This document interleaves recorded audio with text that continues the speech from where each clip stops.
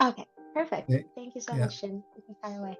The anger I had was growing up. I grew up in a Christian home, but I had a dad that was a different guy on Sunday than he was the rest of the week.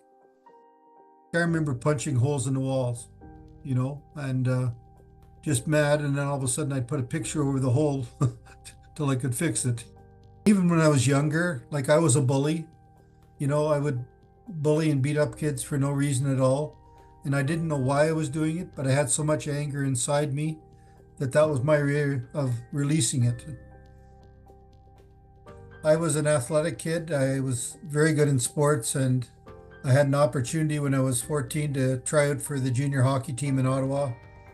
And because they played sports on Sunday, my dad told me I couldn't go, I couldn't come and try out. And that had kind of been my dream, as many kids growing up, to play in the NHL one day. And that, combined with his lack of nurturing in my life, caused me to be really bitter and angry towards him. And so I built up a lot of hatred and resentment towards my father. And I think the biggest outlet for me was sports, where I could vent that frustration in playing hockey or football and taking out a lot of that anger and frustration. I played 5 years of high school football in Ottawa because they used to have grade 13 there as well.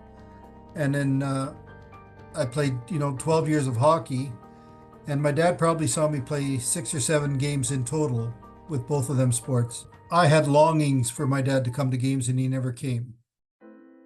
My dad growing up would say that, I love you, Jimmy. And I'd say, yeah, I love you too. Or he'd hug me and I'd hug him back. But I was saying it with my head, not with my heart. And it was with me for a long time. I had a lot of bitterness towards my dad for a lot of years because of that. Even though I felt it was deserved, it made me unhappy as a person. I had some pretty neat people in my life, some club leaders and coaches that believed in me, and they gave me second and third and fourth chances to turn things around, and helped me to channel that anger and that bitterness into a positive, controlled anger and constructive aggression on the ice or on the football field and in life. And were great role models for me. And so they really helped me to see that I didn't have to be a bully, that I had a choice that I could make outside of my dad. And that's what allowed me to make the changes, and why I chose to go into counseling too, to try and help other kids in their journeys who are maybe dealing with some of the same struggles in their relationships with their parents, or anger issues as well. That bitterness that I had towards my dad affected my relationships with my own son. And when my own son, Jesse, was about 17, I remember I was the one that always seemed to initiate, saying, I love you, Jesse. And he'd say, yeah, I love you too. And he never initiated it. And we never really had any major problems in our lives growing up, Jesse and I. But I realized at that point in time that he was basically modeling to me how to treat a dad from what I'd shown him. And this made me really sick inside, because I desperately wanted the longings of my son to initiate and say that he loved me. But it made me realize that the bitterness that I had towards my dad was so deep that it affected not just me, but other people. And so over a period of time, I literally prayed and asked God to give me the ability to be able to forgive my dad, because I didn't have that ability on my own. And I believe within a few months, God gave me a genuine love where I could forgive my dad from my heart.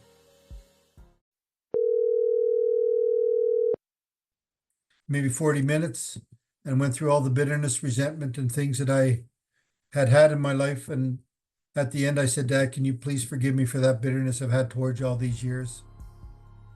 He didn't want to talk about it. He never forgave me. He never asked me to forgive him for the beatings and stuff I got as a kid growing up. And what I realized at that point in time is the bitterness that I'd had all those years towards him didn't affect him. He couldn't have cared less, but it was killing me in my relationship with my son and with other people. I instantly had a freedom because I did all I could do to make it right with him. And even though I didn't get the answer I was looking for, and I can't explain why. I think God just honored the fact that I did all I could do to make it right. And within, 6 weeks, my son was initiating and telling me that he loved me, and he was initiating the hugs. And today we have an awesome relationship. You can put band-aid solutions on there, but you got to get to the surgery, to the core. Like, what is the bitterness? What are the pokes, as I call them, that people have inside? What are the hurts? And if they have the courage to deal with them hurts, then they can get healing and wholeness. And when they go through that and have experienced that, then they can help other people do the same thing, so that you're branching out and helping your community. When I'm able to share personal stories and information, I really believe that allows them to feel more comfortable in sharing themselves too. When I'm transparent and vulnerable, then it kind of gives you an instant trust almost with them.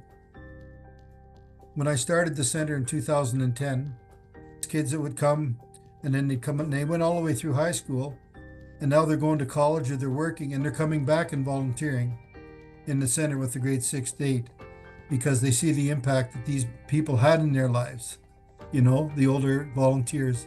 So there's that giving again of being involved in other people's lives. For a lot of kids, home isn't the haven.